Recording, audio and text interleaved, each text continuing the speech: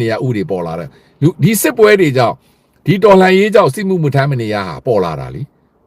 ဒါကတော့မင်းအောင်လိုက်မတရားလုပ်တာမှန်ပြီမဲ့လေလူငယ်တွေဘက်ကကြည့်ရင်ဒါအမှန်တရားပဲလी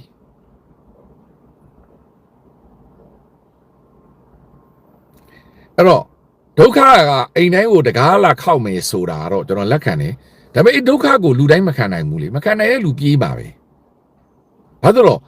နံပါတ်1အချက်ကအလုံးမရှိလို့ရှာမစားနိုင်ရင်လေမိဘကြွေးထားရင်ရန်ကုန်မှာအေးစေးနှက်နေလို့ရတယ်ဗျာပြောချင်တာရှော့စားရှော့သုံးလို့ရတယ်အခုက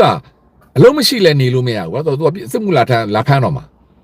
အဲ့တော့လူငယ်တွေပြေးရပြီအဲ့တော့လူငယ်တွေအားလုံးနိုင်ငံပြင်ပကိုမောင်းထုတ်လိုက်စေခြင်းနဲ့အချက်သေးဟာမင်းအောင်လှိုင်အာဏာသိမ်းလို့လည်းပါတယ်ကျွန်တော်တို့တော်လှန်ရေးပြန်လုပ်လို့လည်းပါတယ်ဒါကြောင့်မင်းအောင်လှိုင်ကိုကျွန်တော်တိုက်တဲ့အခါမှာပွဲမပြတ်ဘူးပွဲမပြတ်တဲ့အခါကျတော့မင်းအောင်လှိုင်တို့ကအသက်ဆက်ဖို့အတွက်စစ်မှုမထမ်းမနေရလူတွေကိုအတင်းကျပ်ပြန်လုပ်တဲ့အခါမှာကျွန်တော်တို့တွေလည်းတွယ် white တော့နီးနဲ့တာဝန်ရှိတယ်ဆိုလိုချင်တာကနံပါတ်1ဒီအပြည့်အဝတာဝန်ရှိတယ်နံပါတ်2ဒီတနည်းတမဟုတ်ဒီအနည်းနဲ့အများတွယ် white တော့နီးနဲ့တာဝန်ရှိတယ်ဒါကိုကျွန်တော်က yes or no လို့မေးနေတာသဘောတူပါလား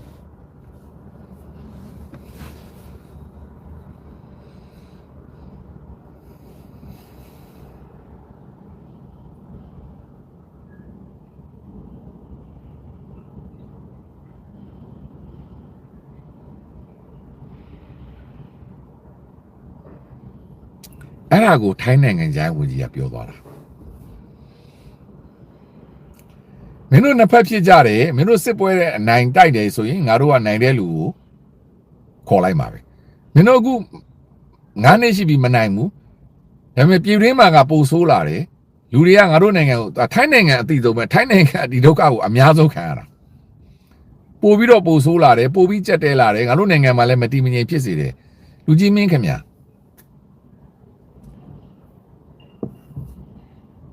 ဘန်ကောက်ဟာရန်ကုန်ဖြစ်နေပြီကျွန်တော်တို့မြန်မာလူငယ်တွေကလက်ညှိုးထိုးမလွဲလမ်းပေါ်မှာခင်ဗျာမကြားကျင်တဲ့အဆုံးမြန်မာစကားပြောနေကြပြီနော်အာနာမသိငင်က2015 2016 2019 2018 2019နှစ်တိုင်းဒီပါကျွန်တော်ဘန်ကောက်ရောက်တယ်ဗမာပြည်ပြန်လာလို့နှစ်တိုင်းဘန်ကောက်ဝင်တယ်ဘန်ကောက်ဝင်ပြီးမှကျွန်တော်ရန်ကုန်သွားတယ်တော့ရန်ကုန်ကပြန်ဘန်ကောက်ဝင်တယ်အဲ့တော့ကလည်းများတာပါပဲဒါမဲ့အခုအာနာသိမ့်ပြီးနောက်ပိုင်းသွားတဲ့အချိန်လောက်တော့မများဘူးဗျာအခုပက်ပက်ဆက်ဆက်များတာဗျာ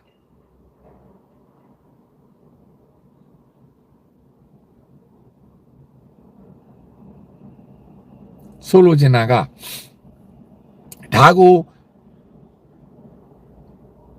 မှန်တာပေါ့ခံကောင်းတာထိုင်းကလက်ခံလို့တနည်းမဟုတ်တနည်းနဲ့လက်ခံထားသေးတယ်နေဆက်ကပဲလာလာပါစုနဲ့ပဲလာလာပါစုနဲ့သူပေးဝင်သေးတယ်ဗျာကိုယ့်ကိုမပြန်တာကိုယ့်ကိစ္စလीနော်အဲ့တော့ဒါကိုထိုင်းနိုင်ငံဂျိုင်းဝန်ကြီးကပြောတာကျွန်တော်ကဒီလိုပဲနားလဲနှစ်ဖက်လုံးတာဝန်ရှိတယ်မင်းတို့ဘသူမှန်တယ်ဘသူမှားတယ်ငါတို့စိတ်ဝင်စားဘူးငါတို့စိတ်ဝင်စားတာကမင်းတို့နိုင်ငံမတည်မငြိမ်ဖြစ်နေတယ်အဲ့တော့အုတ်တင်းငြိမ်အောင်ဘသူလုပ်ပေးထားနိုင်တယ်အဲ့လူနဲ့ငါတို့စကားပြောရတော့မယ်မင်းတို့တော်လိုင်းရေးပြီးတာမပြီးတာငါတို့စိတ်ဝင်စားမင်းတို့နိုင်အောင်တိုက်မနိုင်ဘူးဒါမင်းတို့ကိစ္စဒါပေမဲ့ငါတို့9နှစ်ရှိပြီငါတို့ကတော့မင်းတို့စစ်ပွဲနဲ့အဆုံးမချနိုင်ဘူးလို့ယူဆတဲ့အတွက်ငါတို့ကသူ့ကိုဆက်ဆံတော့မယ်အဲ့ဒီအတိတ်ပဲကိုထိုင်းနိုင်ငံခြားဝန်ကြီးကထုတ်ဖော်ပြောဆိုသွားတာ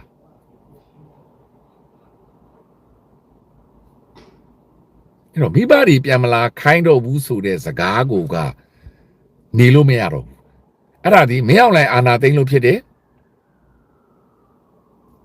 နောက်တစ်ခုကနံပါတ်2ဖြစ်တယ်ကျွန်တော်တို့ဘက်က NUG ဖွဲ့ပြီးတော့လက်နက်ကင်ဒေါ်လာရင်းနဲ့ SEN နဲ့ပေါင်းပြန်ဒေါ်လာလို့ဖြစ်တယ်နိုင်တော့မတိုက်နိုင်ကိုတာဝန်ရှိတယ်လို့ပြောနေတာမဟုတ်ဘူးအဲ့ဒါအတိတ်ပဲမရှိတဲ့စကားနော်အဲ့ဒါက6800စာဘလိုင်းဝင်ပြီးတော့အဲ့ဒါခွတ်တာမဆိုင်ပါဘူး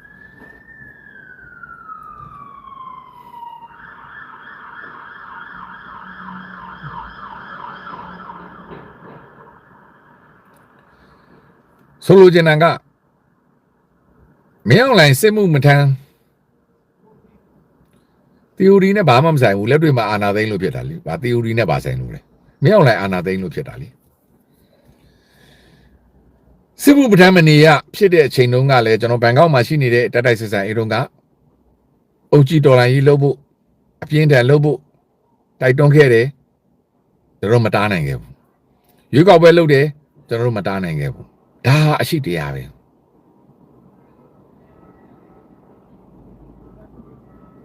အဲ့တော့ဒီလိုအနေထားအရာကျွန်တော်အခုဘာလို့ဒါကိုထောက်ပြနေလဲဆိုရင်အချင်းချင်းအပြစ်တင်မှုပြောနေတာမဟုတ်နိုင်ငံတကာကမြင်တာအာဆီယံတွေကမြင်နေတဲ့အမြင်ကိုကျွန်တော်တို့ကသူတို့ဒါကြောင့်ဒီလိုစဉ်းစားတာကိုသိတယ်ဆိုရင်သူတို့ဒါတွေပြောလာတာရင်ပြောလာခဲ့ရင်ဟိုဒါတွေပြောလာခဲ့ရင်အနာဂတ်မှာကျွန်တော်တို့ကမအံ့ဩဖို့လိုတယ်ဒါကိုကျွန်တော်ကထောက်ပြချင်တာနိုင်ငံတကာကလူတွေအဲ့လိုပဲမြင်နေတာ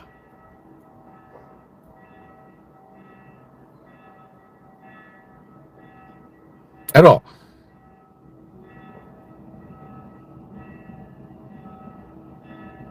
ကံကောင်းတာတခုကအဲ့လိုထွက်ပြေးသွားတဲ့လူတွေထဲမှာကျွန်တော်တို့ရဲ့ PDF တွေမပါဘူးဗျာ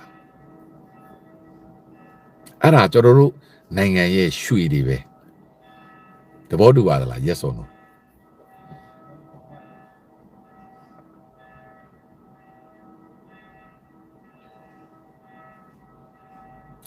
အဲ့လိုအနေထားကြတဲ့မှာထွက်ပြေးဖို့အခွင့်အရေးရရသားနဲ့ကျွန်တော်တို့ PDF တွေ APDF တွေကလက်နဲ့ဆွဲကင်ပြီးတေးသေးရှင်းရှင်းမင်းအောင်လိုင်းတို့ကိုခံတိုက်နေတာကျွန်တော်တို့နိုင်ငံရဲ့အဲ့ဒါယာသနာတွေပဲရွှေတွေပဲတန်ဖိုးအကြီးဆုံးအရာတွေပဲဘောတူပါလားနောက်ထပ်ကံကောင်းတာတခုကအဲ့လိုကျွန်တော်တို့ရဲ့ရွှေတွေယာသနာတွေလက်နက်ကင်ပြီး PDF လက်နက်ကင်ပြီးတော့မင်းအောင်လိုင်းတို့ကိုတေးသေးရှင်းရှင်းပြန်တိုက်နေတာကိုလေအကြောင်းကြောင့်နေဆက်ကို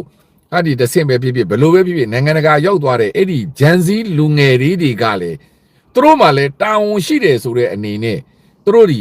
အဲ့ဒီနိုင်ငံမှာငုတ်တော့မထိုင်နေပဲအဲ့ဒီ PDF တွေ APDF တွေကိုပြန်လဲထောက်ပံ့ဖို့တော့ပတ်စံရှာတယ်ပြန်ပို့တယ်စီးရုံးတယ်လှုပ်ဆောင်မှုတွေလုပ်နေတာလဲကျွန်တော်တို့ရဲ့မျိုးဦးဒေါ်လာရဲ့ရွှေတွေပဲဖြစ်တယ်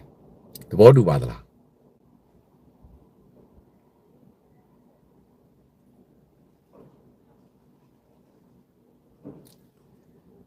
အဲ့တော့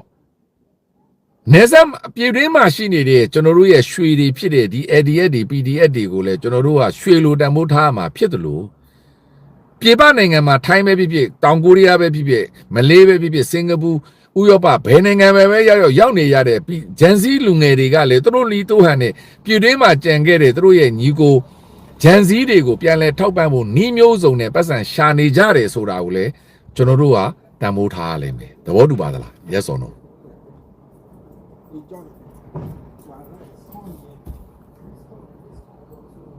ဒါဆိုရင်ကိုယ့်ရဲ့နိုင်ငံရေးအတွေ့အကြုံတွေကိုယ့်ရဲ့နိုင်ငံရေးဆရာကြမှုတွေကိုယ့်ရဲ့ထင်ပေါ်ကြော်ကြားမှုတွေကိုယ့်ရဲ့ဆယ်လီဖြစ်မှုတွေကိုအဲ့ဒီအရှိန်ဝါတွေကိုတုံးပြီးပြည်တွင်းမှာရှိနေကြတဲ့ကျွန်တော်တို့ရွှေလိုတန်ဖိုးထားရမယ်ယာသနာတွေဖြစ်တဲ့ APDF တွေ PDF တွေနဲ့အဲ့ဒီ APDF PDF တွေကိုထောက်ခံနေတဲ့နိုင်ငံထဲမှာရောက်နေတဲ့ဂျန်စီလူငယ်များကိုမှုချိုးမြချင်းပြောချင်းစိတ်ဝမ်းကြွားအောင်စိတ်တက်ကြွားအောင်ပြောချင်းကွဲပြားအောင်လှုပ်ချင်းများသည်မလှုပ်တဲ့မလှုပ်ထိုက်တဲ့အရာလို့ကျွန်တော်ကပြောမယ်ဆိုရင်သဘောတူပါလား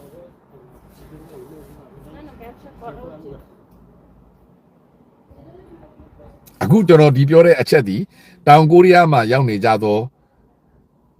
ထိုင်းမှာမလေးရှားမှာစင်ကာပူမှာဥရောပနိုင်ငံများမှာရောက်နေကြတော့ຫນွေဦးတော်လှန်ရေးအတွက်စွမ်းစွမ်းတပံကူညီပေးနေကြတော့နာမည်မရှိအညာတရသူရဲကောင်းထောက်ပို့များကိုရည်ရွယ်တယ်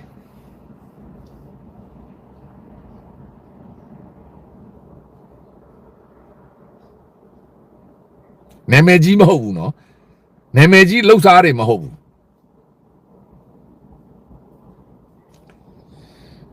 ဒါကြောင့်ကျွန်တော်တို့တဲ့ရွှေလို့အများကြီးထွက်ပြေးကြတယ်နော်ကျွန်တော်တို့အပါပဲအကုန်လုံးထွက်ပြေးကြတယ်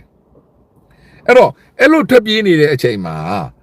ပြည်တွင်းမှာမထွက်ပြေးဘဲနဲ့အဲ့ဒီလူငယ်တွေလက်နဲ့ဆွဲကင်ပြီးចောင်းသားတွေအပါဝင် လက်နဲ့ဆွဲကင်ပြီး ADF PDF တွေပြန်တိုက်တာကျွန်တော်တို့ရွှေတွေအဲ့လိုပဲသူတို့အကြောင်းမျိုးကြောင့်သူတို့လက်နဲ့မဆွဲကင်ပြီးမဲ့လေနိုင်ငံသားကိုရောက်လာကြတဲ့တရားဝင်ပဲဖြစ်တရားဝင်ရောက်နေကြတဲ့ဒီရွှေပြောင်းအလုပ်သမားနိုင်ငံစုံမှာရောက်နေကြတဲ့ပြန်လဲထောက်ပံ့နေကြတဲ့အဲ့ဒီ PDF ဂျန်စီလူငယ်တွေလေးကိုလည်းကျွန်တော်တို့ကရွှေလို့တန်ဖိုးထားရမယ်ဆိုရင်အဲ့ဒီလူငယ်တွေကိုဒီနေ့ဆရာကြီးတွေလေသံနဲ့နိုင်ငံရေးအတွေ့အကြုံတွေပုံစံတွေနဲ့ဟိုလိုဖြစ်တယ်ဒီလိုဖြစ်တယ်ပုံစံတွေနဲ့တော်လန်ရေးကနေကွဲကွာသွားအောင်ဖိအားပေးနေခြင်း COC ကိုပြောနေခြင်းဟိုပြောနေခြင်းဒီပြောနေခြင်းများဟာမလုတ်တဲ့မလုတ်ထိုက်တဲ့အရာလို့ကျွန်တော်ကပြောမယ်ဆိုရင်သဘောတူပါလား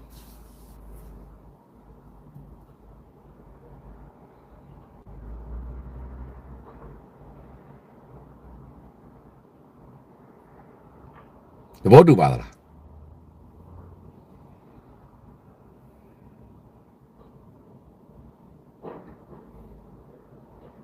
အဲ့ဒီလူငယ်တွေဟာတကယ်ကိုလုံနေကြတာကျွန်တော်တို့နဲ့သူတို့ကရဲတယ်သူတို့ one day challenge လဲသူတို့ခေါ်တယ်တရက်စာလစာလဲသူတို့လှူတယ်တလားကိုဒေါ်လာ500လဲပေးတယ်ဗျာသူတို့ရှိနေတဲ့သူတို့ရဲ့ရွာကန်တွေဖြစ်တဲ့ PDF တွေကိုနှီးမျိုးစုံနဲ့ထောက်ပံ့တယ်နှီးမျိုးစုံနဲ့အလှူခံတယ်နှီးမျိုးစုံနဲ့လုံနေကြတယ်တကဘာလုံးမှာရောက်နေကြတဲ့ဂျန်စီကလေးငယ်များအများအပြားရှိနေကြတယ်အဲ့ဒီကလေးငယ်များကလည်းကျွန်တော်တို့ဒေါ်လာရေးအတွက်ရွှေလေးတွေဖြစ်တယ်ဆိုတာကိုသဘောတူကြပါလား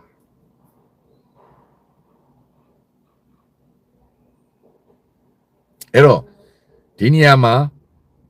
နိုင်ငံရေးဆရာကြီးများကိုပြောချင်ပါတယ်ကိုယ့်အကူနိုင်ငံရေးဘလောက်ပဲဆရာကြကိုယ့်ကိစ္စကိုလုပ်ပါဒီကလေးငယ်လေးတွေစိတ်သက်ကြသွားအောင်ဒီကလေးငယ်လေးကို COC အကြောင်းပြ NUG အကြောင်းပြတို့စီလုံးရေးအကြောင်းပြဘာအကြောင်းပြညာအကြောင်းပြကနေပြီးတော့တော်လန်ရေးကနေဆွတ်ခွာသွားအောင်မလုပ်ကြပါနဲ့မလုပ်တဲ့မလုပ်ထိုက်တဲ့အရာပါသူတို့ကြောင့်နေဦးတော်လန်ရေးဟာဒီနေ့အထိအသက်ဆက်နေတယ်ဆိုတာကိုသဘောတူပါသလား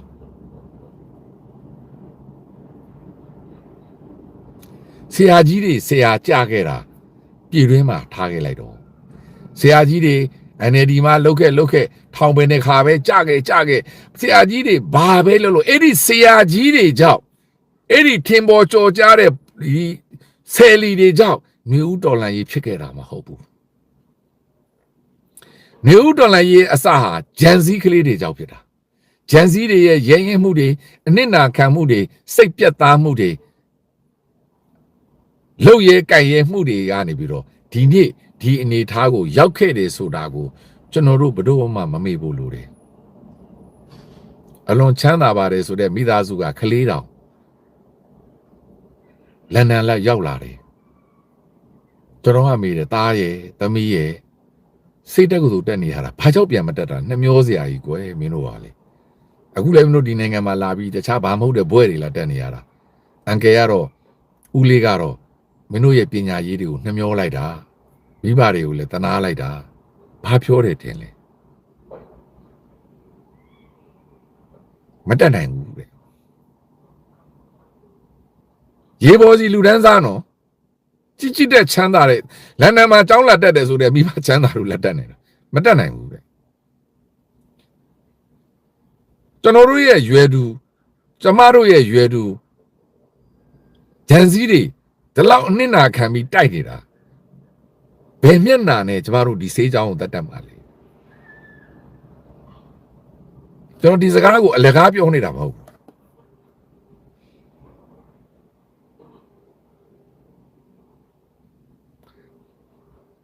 နေဦးတော်လှန်ရေးကိုတကယ်နိုင်ခြင်းနဲ့ဆိုရင်ဂျန်စီးတွေကိုမောင်းထုတ်ဖို့မကြိုးစားနဲ့ဂျန်စီးတွေကိုပထုတ်ဖို့မကြိုးစားနဲ့ပြည်တွင်းမှာရှိခဲ့တဲ့နိုင်ငံရေးအရှိန်တွေဒီမိုကရေစီအရှိန်တွေပါတီအရှိန်တွေထောင်သက်အတွေ့အကြုံတွေအဲ့ဒါတွေလာပြောပြီးတော့အဲ့ဒါတွေနဲ့လွှမ်းမိုးပြီးတော့ဂျန်စီးတွေကိုချဲ့လဲဖို့မကြိုးစားနဲ့ဂျန်စီးတွေကိုမောင်းထုတ်ဖို့လည်းမကြိုးစားနဲ့လူကြီးမင်းတို့အသုံးမကျလို့လူကြီးမင်းတို့အသုံးမကျလို့မင်းအောင်နိုင်အာဏာသိမ်းခဲ့တယ်လို့ကျွန်တော်ပြောရင်သဘောတူလားလူကြီးမင်းတို့အသုံးမကျလို့မတရားအဖမ်းခံရလို့ဒီကလေးတွေကထလုပ်တာသဘောတူလား yes or no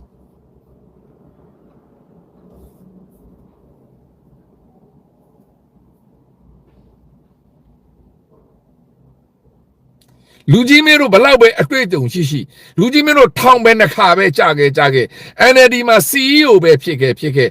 ရင်းမှာဘာကောင်ကြီးပဲဖြစ်ခဲ့လူကြီးမင်းတို့အသုံးမကျလို့လူကြီးမင်းတို့လက်ထက်မှာအသုံးမကျလို့မင်းအောင်လှိုင်အာဏာသိမ်းတာ2008ဖွဲ့စည်းပုံကြီးပေးလိုက်ရတာဒီကလေးတွေကိုစိတ်ပြအောင်မလုပ်ကြပါနဲ့ကျွန်တော်အများကြီးတွေ့နေရတယ်ဦးကျွန်တော်လည်းသိတယ်တောင်ကိုရီးယားမှာဆိုကလေးတွေတော်တော်များစိတ်ပြက်ကုန်ပြီဒီကလေးတွေတကယ်လုံနေတာသူတို့နီးသူတို့ဟန်နဲ့တော်လှန်နေတာသူတို့ဒီသူတို့ဟန်နဲ့စကိုင်းမှာရှိတဲ့လူတွေကိုသူတို့ထောက်ပံ့နေတာအဲကြောင့်ကျွန်တော် NGO လည်းတစ်ခါစီပြောတယ်ကလေးတွေကိုမတရားမလုပ်နဲ့ဒီကလေးတွေမပေးတော့ရင်ဒီတော်လှန်ရေးကအများကြီးဒုက္ခရောက်မှာထိုနည်းလည်းကောင်းဘန်ကောက်မှာလည်းအများကြီးရှိတယ်သူတို့နီးသူတို့စင်ကူမှာလည်းကျွန်တော်လက်တွေ့တဲ့ကလေးတွေဒီလိုပဲပြောနေတာသူတို့နီးသူတို့ဟန်နဲ့သူတို့အဖွဲ့တွေကိုထောက်ပံ့နေတာသူတို့ရှာနေတာကျွန်တော်တို့တော့သူတို့တော့မပေးနိုင်ဘူးသူတို့ရှာသမျှဟာအားလုံးကိုပြန်ပို့နေတာအဲ့တော့အဲ့ဒီဂျန်စီတွေကိုငါတို့ရဲ့အရှိန်ဝါနိုင်ငံရေးအရှိန်ဝါဟိုလူနဲ့တည်တယ်ဒီလူနဲ့တည်တယ်ငါကမင်းသားငါကအဆိုတော်ငါကဘာတို့သူတို့အရှိန်ဝါတွေနဲ့ဟာငါကတော့ဘယ်လိုပေါ်ပင်ဖြစ်တယ်ငါအန်ယူဂျီနဲ့တည်တယ်ဘယ်လိုဆယ်လီဖြစ်တယ်ဟိုလိုဖြစ်တယ်အဲ့ဒါမျိုးတွေနဲ့မောင်းထုတ်ဖို့မကြိုးစားပါနဲ့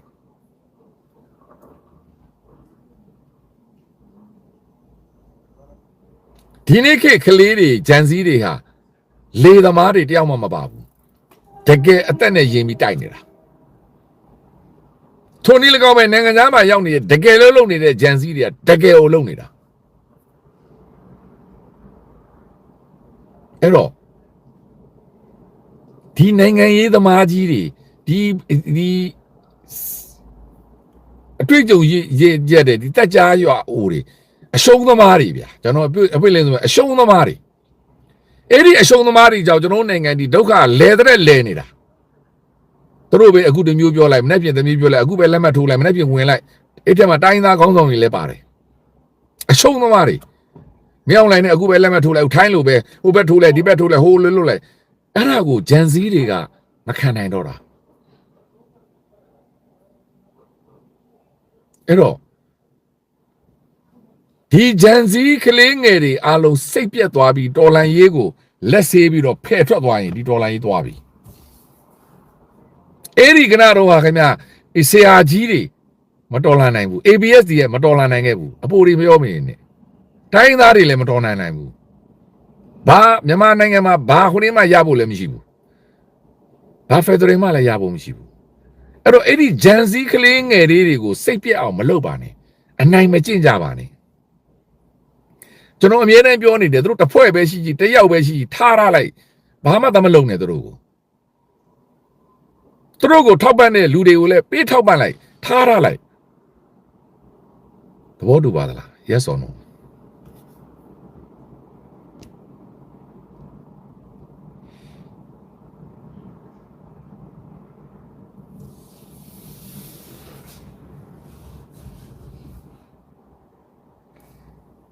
ဂျန်စီကလေးငယ်တွေဟာပြည်သူတွေရဲ့အသေးနှလုံးမြတ်ဒီကလေးငယ်တွေမိုးပေါ်ကကြလာတာမဟုတ်ဘူးဒီကလေးငယ်တွေလေဦးပြီးတော့လောကကြီးရောက်လာမှာသူတို့မှမိဘတွေရှိတယ်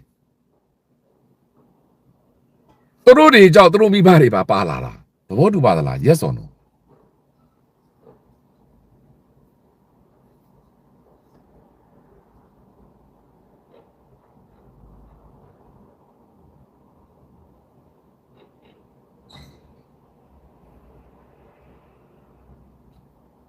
အဲ့တော့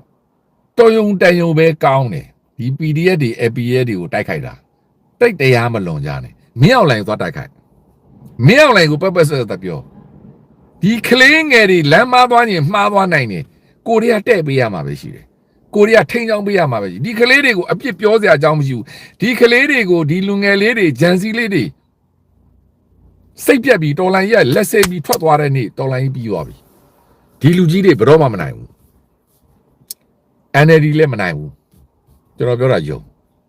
ABS တွေလည်းမနိုင်ဘူးဘယ်သူမှမနိုင်ဘူးဒါဟာငွေဦးတော်လှန်ရေးမှာကျွန်တော်တို့အထူးသတိထားရမယ့်အချက်ပဲကျွန်တော်တို့ policy အရအပြောင်းလဲလုပ်တာလက်ခံတယ်အဲ့ဒီ policy ကိုအကောင့်ထဲဖော်တယ် implementation လုပ်တယ်အကောင့်ထဲဖော်တဲ့နေရာမှာအထူးသတိထားဖို့လိုတယ် ငါစကားနွားရတယ်ငါကိုငါတိတ်ခါကြီးတာတွေကိုအထင်ကြီးပြီးပြောတာတွေသူများတို့ကိုနှိတ်ချပြီးပြောတာတွေရှောင်ရှားဖို့လိုတယ်အဲ့ဒီလူကြီးတွေကြောင့်ဒီတော်လိုင်းကြီးဖြစ်လာတာမို့အဲ့ဒီလူကြီးတွေအသုံးမကျလို့အဲ့ဒီအဖိုးကြီးတွေအဲ့ဒီကနတော့နိုင်ငံရေးသမားတွေအသုံးမကျလို့ကျွန်တော်နိုင်ငံဒီလိုဖြစ်နေတယ်မင်းအောင်လိုက်လို့တို့လူဘာဝနေတယ်လို့ကျွန်တော်ပြောတယ်ဆိုရင်သဘောတူပါသလား yes or no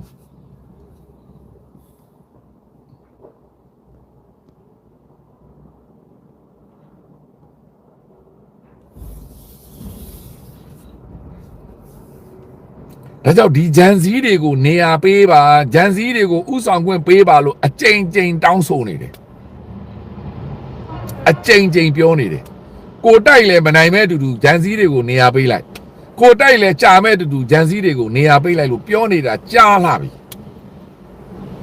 နေရာပေးလိုက်သူတို့တော်လန်ရေးသူတို့ဆက်လုပ်လိမ့်မယ်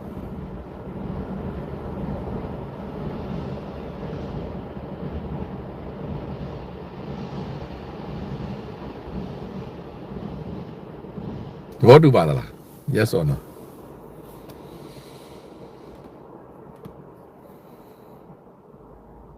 အားလုံးမင်္ဂလာပါကျေးဇူးအများကြီးတင်ပါတယ်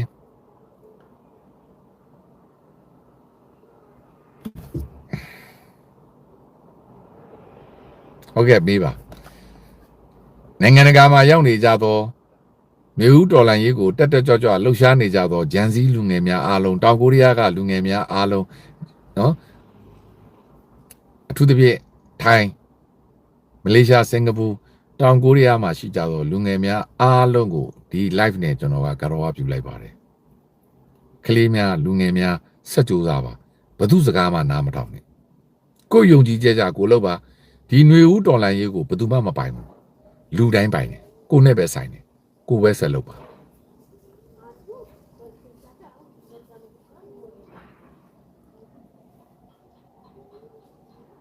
နော်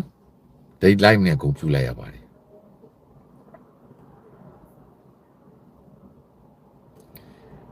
ပြည်တွင်းမှာရှိနေတဲ့ APDF တွေ PDF တွေလည်းစိတ်တမကြပါနဲ့ဆက်လုပ်ပါဘယ်သူစကားမှနားမထောင်နဲ့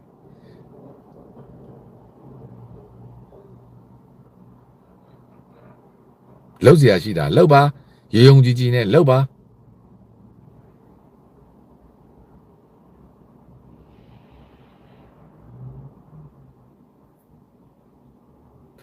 နိုင်ငံရေးသမားတွေဆိုတာလေတိတ်နာမည်လိုချင်တာနိုင်ငံရေးသမားတွေဆိုတာလေတိတ်ကိုအထင်ကြီးတာလူငယ်တွေကအဲ့လိုမဟုတ်ဘူးတကယ်အနစ်နာခံတာတကယ်လောက်တာဒါကြောင့်မင်းအောင်လိုက်တို့ပြားတုပ်ကုန်တာနော်အဲ့တော့လူငယ်များကိုအားကိုးပါတယ်စိတ်ဓာတ်မကြနဲ့ဆက်လုပ်ပါဒေါ်လာကြီးထဲမှာပဲရှိနေပေးပါအသက်ရှင်အောင်နေပေးပါဒေါ်လာကြီးထဲမှာပဲရှိနေပေးပါဘသူစကားကိုမှနားမရောက်ပါနဲ့ကိုယုံကြည်တာကိုဆက်လုပ်ပါအန်ယူဂျီနဲ့မကြိုက်ရင်လည်းမပါပါနဲ့ကိုလုပ်ပါ